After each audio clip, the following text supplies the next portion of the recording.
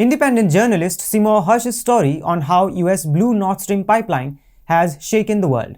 We at TFIGlobal had covered the story just a few days after the sabotage. The article explained why the US and CIA were behind the Nord Stream pipeline's attack. However, it's not the first time that US has blown underwater energy pipelines of a foreign country. Curious? The same happened in Nicaragua in 1983.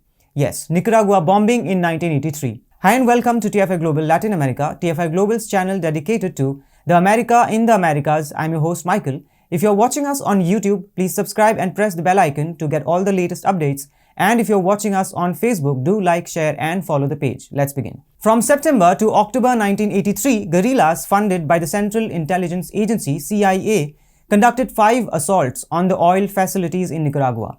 The assaults went on for 7 weeks. They created a huge crisis in the Central American country. The Nicaraguan government declared comprehensive regulations to preserve energy in the wake of the multiple strikes on the country's oil operations. But who were these guerrillas and what did they want? Let's take a walk down the history lane. Nicaragua had been ruled by Somoza family from 1936 to 1979. The story of sabotaging Nicaraguan pipelines lie in Somoza family's downfall. Somoza family had a stronghold on Nicaragua like that of Kim Jong-un of North Korea. They were also supported by the US. However, everything changed after the earthquake of 1972. A 6.2 magnitude earthquake in Nicaraguan capital Managua left 10,000 dead and 50,000 homeless. Nearly all of the city's commercial buildings were ruined. President Anastasio Somoza stole most of the international aid that was sent to help with the rebuilding. As a result, some parts of the city were never rebuilt.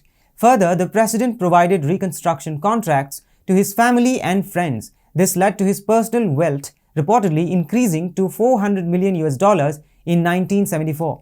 As a result of huge dissatisfaction, several anti-establishment groups came up. The major one was the anti-establishment group Sandinistas. They removed Anastasio Somoza as president. Later, the group became a party which is known as Sandinista National Liberation Front. The current president of Nicaragua, Daniel Ortega, was a part of the movement. But why did the US-backed guerrillas bomb the oil pipelines? This was happening amidst the Cold War between the USA and the then USSR. US was fearful that Nicaragua would follow the path of its neighbor Cuba. It wanted to prevent Sandinistas from following the communist model. Nicaragua got its oil from Mexico then. Mexico was in support of Sandinistas, which US didn't like. The bombing of oil pipelines could have caused huge unrest throughout the nation. To put things in perspective, about half of Nicaragua's electricity was produced by burning petroleum. US did succeed for a while when several protests were carried out by taxi drivers. They were upset by the cut in their oil rations. The CIA encouraged the guerrillas to begin targeting key economic resources. The guerrillas' 2 most destructive attacks were on the fuel reserves in Corinto and Benjamin Zeledon ports. Approximately 4 million gallons of gasoline, diesel oil, and other fuels were destroyed, equivalent to about a week's worth of the country's consumption. But how can we be sure that the CIA did it? Because in 1984, it was revealed that it was the CIA behind the attack. It created a huge uproar in US's politics. Washington Post revealed that anti-Sandinista guerrillas were provided with intelligence, training, and logistical support by the CIA.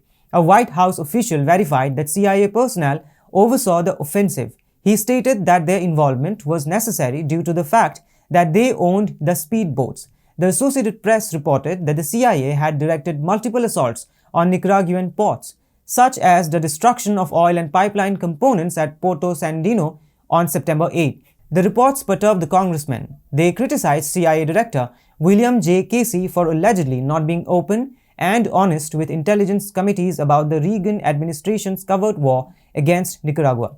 One congressman said, "We were directly misled. They led us to believe it was the Contras, but as it turns out, it was CIA personnel on the mothership, directing the operations, picking the targets, and the whole business." The episode caused a potential danger of Congress withholding financial aid for the rebels battling Nicaragua's Sandinista government. Now, to the important question, did it help the US? The obvious answer is no. US faced an embarrassing defeat in Nicaragua. It failed in its objectives to stop the Sandinista revolution.